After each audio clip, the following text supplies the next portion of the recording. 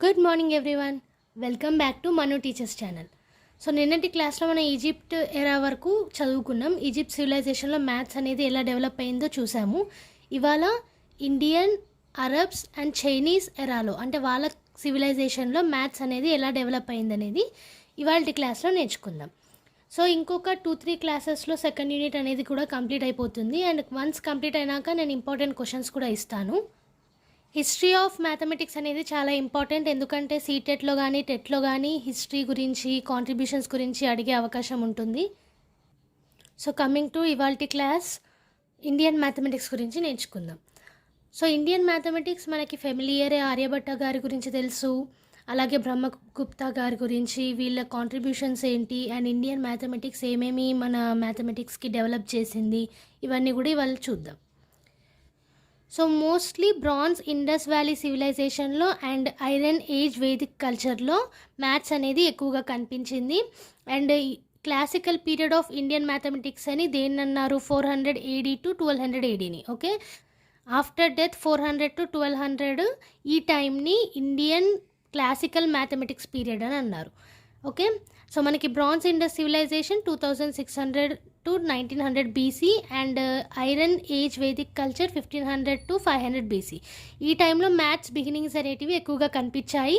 And Indian classical period of mathematics ఏంటి? 400 AD to 1200 AD. Okay, so ఈ టైంలోనే ఎక్కువగా ఆర్యభట్ట గారు కానీ, బ్రహ్మగుప్త గారు కానీ, భాస్కర గారు కానీ, వీళ్ళందరూ కూడా ఈ టైంలోనే ఎక్కువగా వాళ్ళ కాంట్రిబ్యూషన్స్ అనేటివి వచ్చాయి. సో అందుకే classical period of Indian mathematics 400 AD నుంచి 1200 AD. ఓకే, సో చాలా వరకు కూడా మ్యాథమెటిక్స్ కాంట్రిబ్యూషన్స్ ఇండియాలో హిందూస్ ద్వారా వచ్చిందనేసి ఒక స్టేట్మెంట్ అనేది ఇచ్చారు ఇక్కడ. ఎందుకు అని అంటే ఆల్జిబ్రా కానీ, అర్థమెటిక్ కానీ ఇవన్నీ కూడా ఆస్ట్రానమీ నుంచి రిలేటెడ్ అయి ఉన్నాయి. అండ్ ఆస్ట్రానమీ అంటే జ్యోతిష్యం ఇండియాలో చాలా పురాతనమైనది. ఓకే, అంటే మ్యాథ్స్ అనే సబ్జెక్ట్ ఉంది అని తెలవక ముందే జ్యోతిష్యం అనేది ఉండేది. అండ్ ప్లానెట్స్ గురించి, నవగ్రహాల గురించి జ్యోతిష్యం అనేది చెప్పేది. సో ఆల్జిబ్రా కానీ, అర్థమెటిక్ కానీ, కొన్ని ఫార్మ్స్ ఆఫ్ సైన్సెస్ కానీ జ్యోతిష్యంతో లింకప్ అయి ఉన్నాయి. సో హిందూస్ ఎక్కువగా మ్యాథ్స్లో కాంట్రిబ్యూట్ చేశారనేసి ఇక్కడ statement. Okay, and Hindus also dealt with number కానీ, న్యూమరికల్ సిస్టమ్స్ కానీ, సైన్స్ కానీ, సైన్స్ ఆఫ్ నెంబర్స్లో శాస్త్రాలు ఏంటి, అండ్ ఆల్జిబ్రా కానీ, లేకపోతే పర్ఫెక్షన్ కానీ, ఇవన్నీ కూడా హిందూస్ ఆస్ట్రానమీ నుంచి వచ్చినాయి. ఓకే, అండ్ బ్రహ్మగుప్త గారు ఈ ఫార్ములా యూజ్ చేసి ఏరియాస్ని డిస్టింగ్విష్ చేశారు. అండ్ ఆ ఫార్ములా ఏంటి? Heron's formula. ఓకే, ఏమనుంది? √S × S - A × S - B × S - C. ఎవరు చేశారు ఇది? బ్రహ్మగుప్త ఈ హెరాన్స్ ఫార్ములాని యూజ్ చేసి ఏరియాస్ అనేటివి డిస్టింగ్విష్ చేశారు.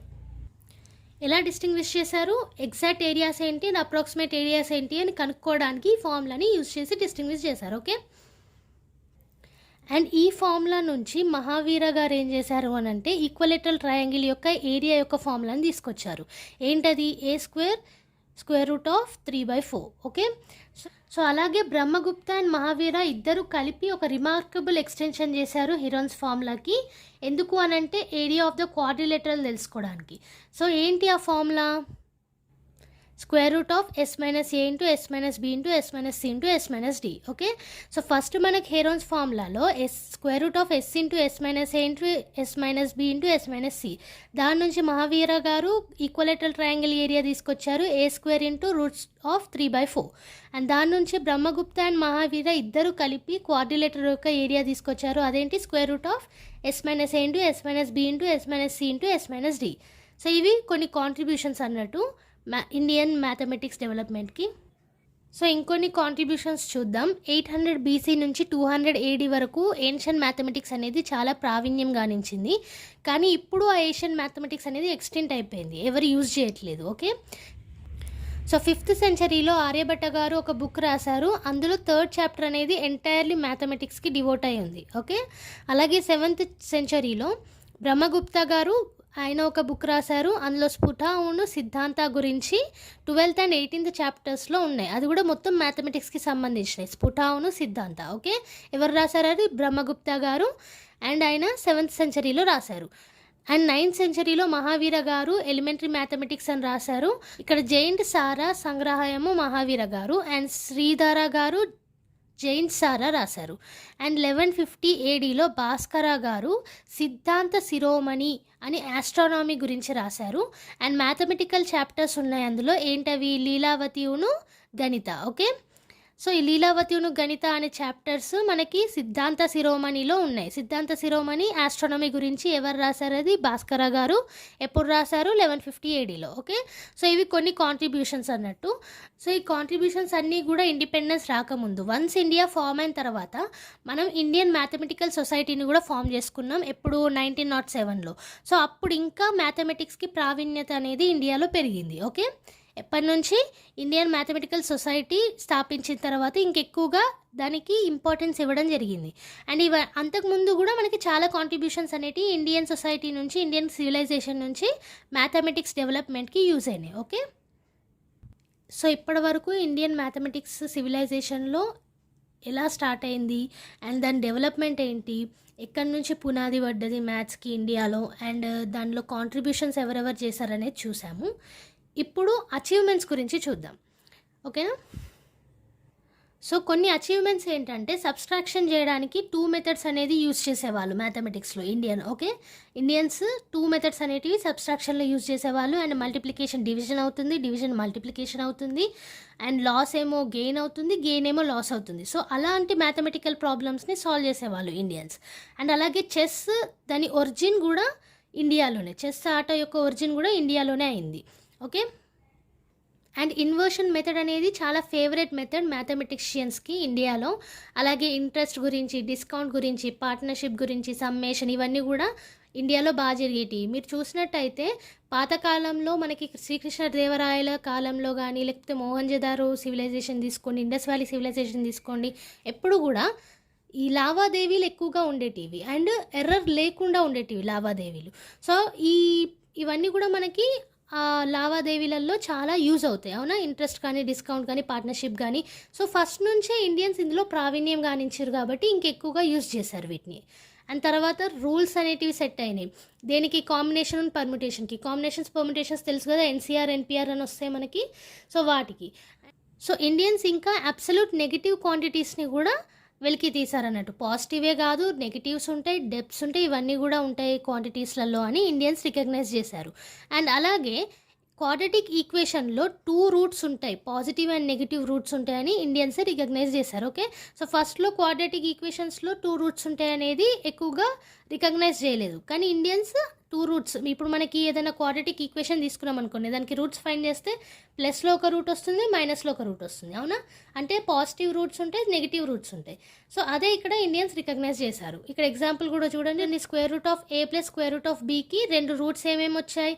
Square root of A plus square root of A square minus B by 2 plus square root of A minus square root of A square minus B by 2.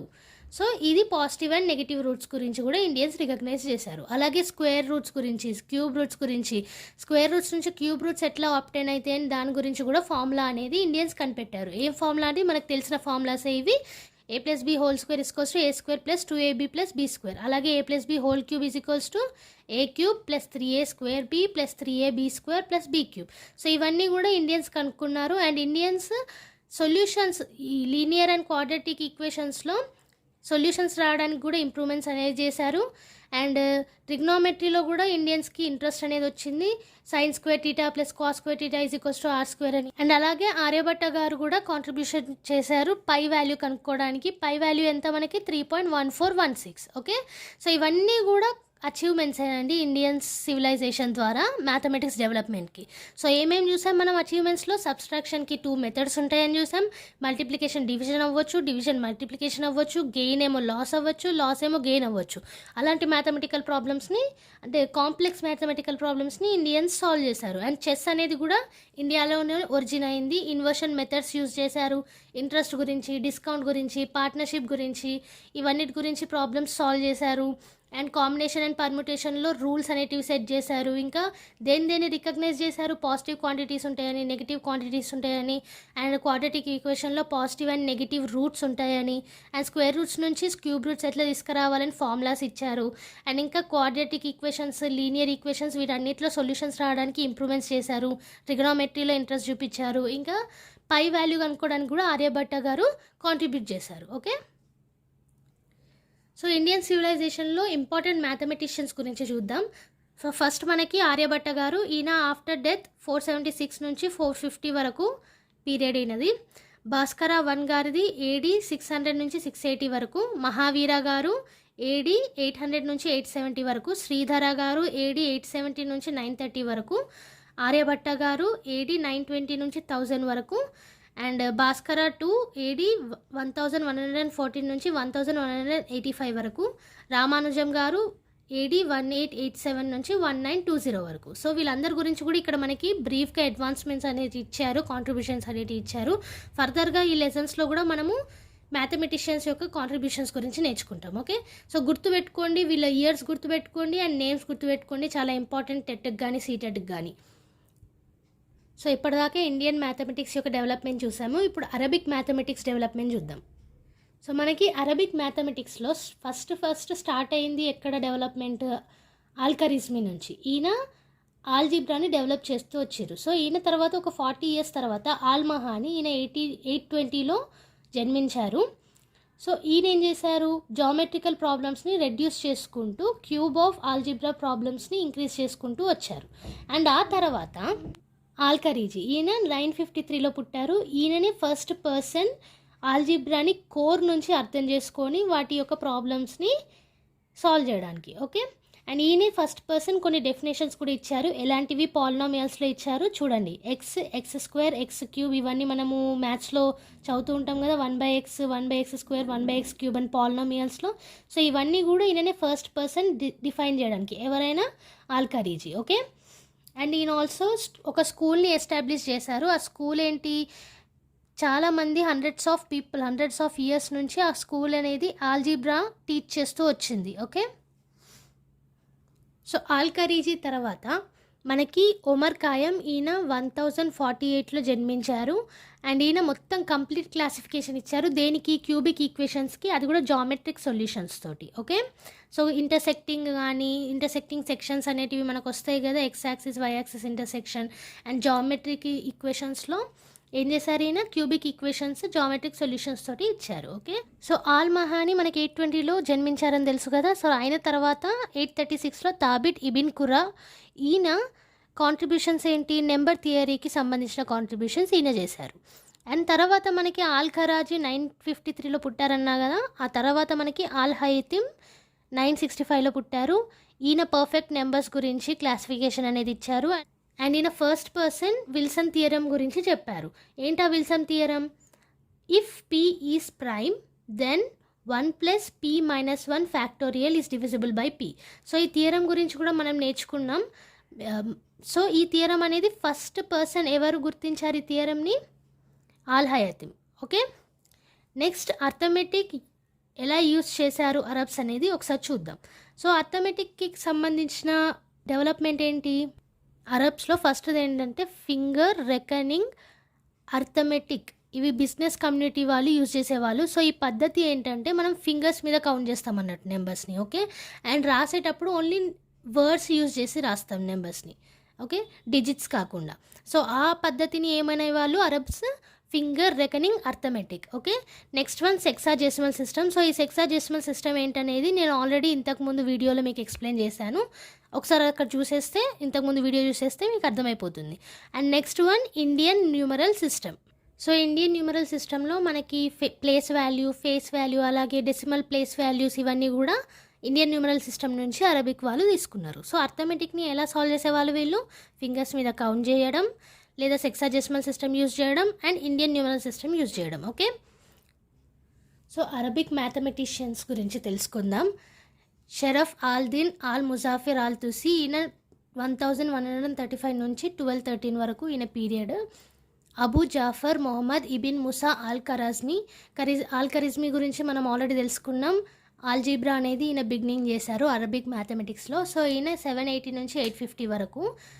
And next Omar Khayyam, ఈయన 18th May నుంచి 1048 నుంచి 4th December 1131 వరకు. మొహమ్మద్ అబ్దుల్ వఫా అల్ బుజానీ, ఈయన 10th June 940 born and 15th July 998 dead అనమాట.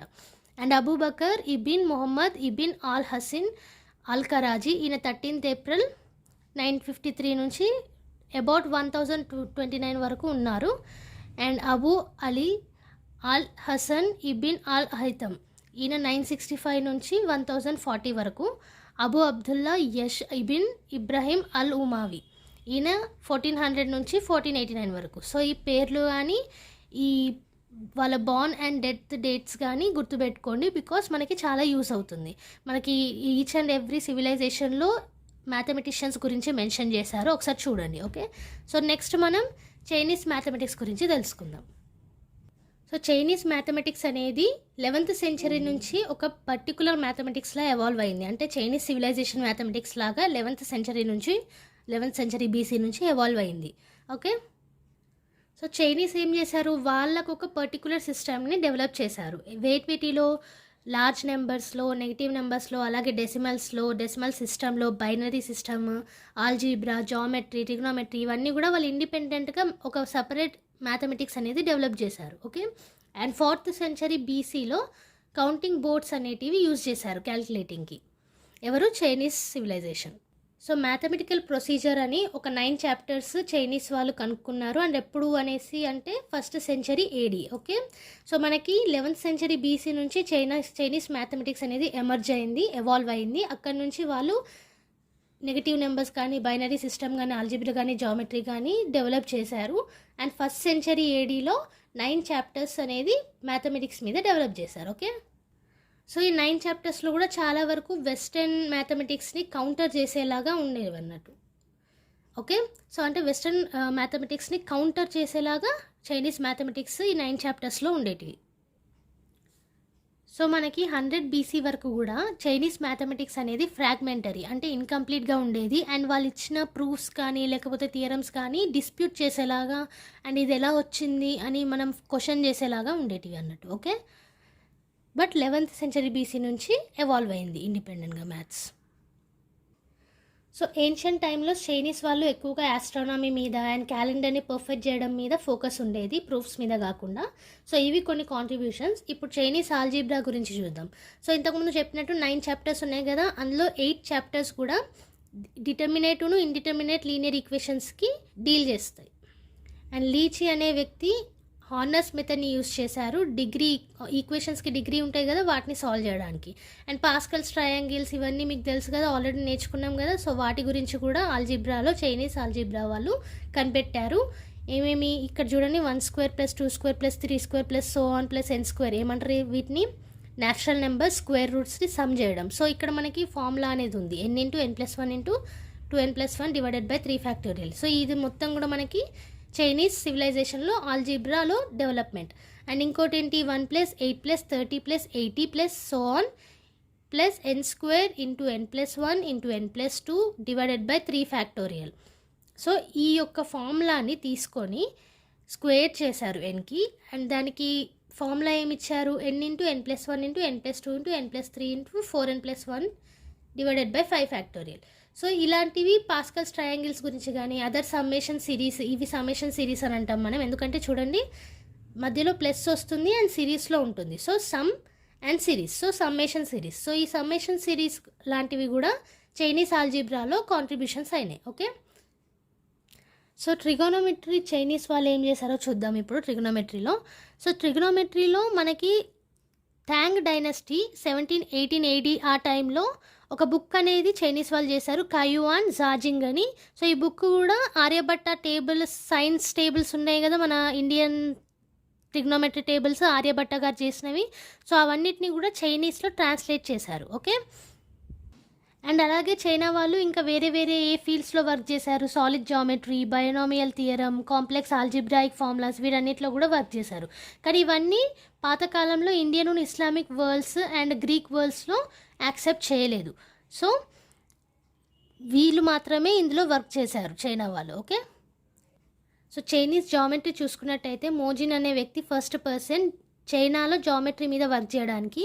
And ఈయన works కూడా చాలా అడ్వాన్స్గా ఉండేటివి. అండ్ ఈయన వేరియస్ ఫిజికల్ సైన్సెస్ ఫీల్డ్స్లో కూడా చాలా వరకు కనుక్కున్నారు. ఓకే, అలాగే జాంగ్ హెంగ్ ఈయన 78 నుంచి 139 ఏడీ వరకు ఉన్నారు. అండ్ ఈయన ఏం చేశారు, జామెట్రికల్ ఫార్ములాస్ని యూజ్ చేసి మ్యాథమెటికల్ ప్రాబ్లమ్స్ని సాల్వ్ చేశారు. సో మనకి మో జింగును జాంగ్ హెంగ్ చైనీస్ జామెట్రీలో డెవలప్ చేశారు. ఓకే, చైనీస్ న్యూమరల్స్ని ఎవరు డెవలప్ చేశారో చూద్దాం. సో 1899లో ఒక ఆర్కియాలజికల్ సైట్లో మేజర్ డిస్కవరీ అనేది అయింది. అది కూడా జియాన్డున్ అనే విలేజ్లో ఆంగ్యూంగ్ అనే డిస్ట్రిక్ట్లో హీనన్ ప్రొవిన్స్ దగ్గర. ఓకే, అండ్ ఇక్కడ వీళ్ళు క్వశ్చన్స్ అనేటివి ఒక టార్టాయిస్ షెల్ ఉంటుంది కదా, తాబేలు షెల్ మీద ఒక సైడ్ ఏమో క్వశ్చన్స్ రాసేవాళ్ళు, ఇంకో సైడ్నేమో మంట పెట్టి కాల్చేవాళ్ళు. సో ఆ మంటకి క్రాక్ అవుతుంది అన్నట్టు షెల్. సో ఆ క్రాక్ అయిన షెల్ వీళ్ళకి ఆన్సర్స్ ఇస్తుంది అనేసి నమ్మకం చైనీస్ వాళ్ళకి. ఆ ఆన్సర్ ఇచ్చేది వాళ్ళ ఏన్షియంట్ ఫోర్ ఫాదర్స్ ఉంటారు కదా, యాన్సిస్టర్స్, వాళ్ళు ఇస్తారని నమ్ముతారు. సో క్వశ్చన్స్ని తాబేలు షెల్కి ఒకవైపు రాసి ఇంకోవైపు మంట పెట్టేవాళ్ళు అన్నట్టు ఆన్సర్కి. ఓకే, అండ్ నెంబర్ సిస్టమ్ వీళ్ళు ఎలా ఫామ్ చేశారో ఇప్పుడు చూద్దాం. సో నెంబర్ సిస్టంలో ఇక్కడ డెసిమల్ సిస్టమ్ మీద బేస్ అయి ఉండేది చైనీస్ నెంబర్ సిస్టమ్. అడిషన్ చేసేవాళ్ళు అండ్ మల్టిప్లికేటివ్ కూడా ఉండేది నేచర్లో. ఓకే, సో ఇక్కడ ఎగ్జాంపుల్ కూడా చూడండి. 1 2 3 4 ఎలా కౌంట్ చేసేవాళ్ళు అని అంటే, సో ఒకటి అడ్డం గీత, 2 నిలువు గీతలు, 3 అడ్డం గీతలు అండ్ 4 నిలువు గీతలు. సో ఇట్లా కౌంట్ చేసేవాళ్ళు. అండ్ బోర్డ్ సిస్టమ్ అని కూడా చెప్పాను కదా కౌంటింగ్కి. సో ఇది అన్నట్టు కౌంటింగ్ బోర్డ్ ఇది. ఓకే, సో ఇప్పుడు కొందరు చైనీస్ మ్యాథమెటిషియన్స్ గురించి చూద్దాం. లీహు హుయి, ఈయన AD 220 నుంచి 280 వరకు. జియా జియాన్ AD 1010 నుంచి 1070 వరకు. లిజీ AD 1192 నుంచి 1279 వరకు. గ్యో షాజింగ్ AD 1231 నుంచి 1316 వరకు. యాంగ్ హుయి AD 1238 నుంచి 1298 వరకు. జూ షిహి AD 1260 నుంచి 1320 వరకు. సో వీళ్ళ నేమ్స్ కూడా వీళ్ళ అండ్ డేట్స్ కూడా గుర్తుపెట్టుకోండి CTET 2 టెట్ ఎగ్జామ్స్కి.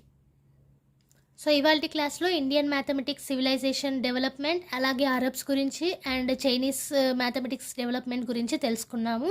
వాళ్ళలో మ్యాథమెటిషియన్స్ ఎవరెవరు ఉన్నారని తెలుసుకున్నాము, డేట్స్ చూసాము, అలాగే ఒక్కొక్కరు ఏ కాంట్రిబ్యూషన్స్ చేశారని చూసాము, అండ్ అలాగే గ్రేట్ మ్యాథమెటికల్ డెవలప్మెంట్స్ ఏంటనేది కూడా చూసాము.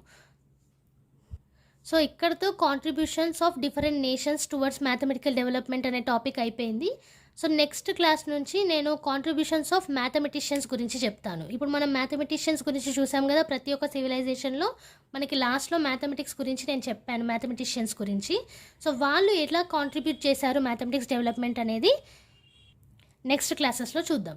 సో ఒక 2 to 3 క్లాసెస్లో కంప్లీట్ అయిపోతుంది సెకండ్ యూనిట్ అనేది. నేను ఎవ్రీథింగ్ కూడా ప్లేలిస్ట్ అనేది మెన్షన్ చేశాను. అండ్ చెప్పే ప్రతి క్లాస్కి కూడా మీకు PDF అనేది డిస్క్రిప్షన్ బాక్స్లోను కామెంట్ సెక్షన్లో వస్తుంది, డౌన్లోడ్ కూడా చేసుకోవచ్చు. నేను ఈచ్ అండ్ ఎవ్రీథింగ్ మీకు ఈజీగా అర్థమయ్యేలాగా నోట్స్ ప్రిపేర్ చేస్తున్నాను. సో ఈ నోట్స్ మీరు యాజ్ ఇట్ ఈస్గా కూడా చదివి మీరు ఎగ్జామ్స్లలో రాయొచ్చు. సపరేట్గా మీకోసం అనేది నోట్స్ ప్రిపేర్ చేస్తున్నాను. సో PDF ఫార్మాట్లో ఇచ్చేస్తాను, డౌన్లోడ్ చేసుకోండి. ఈ వీడియో మీకు నచ్చినట్టయితే లైక్ చేయండి, షేర్ చేయండి, కామెంట్ చేయండి అండ్ సబ్స్క్రైబ్ చేసుకోండి.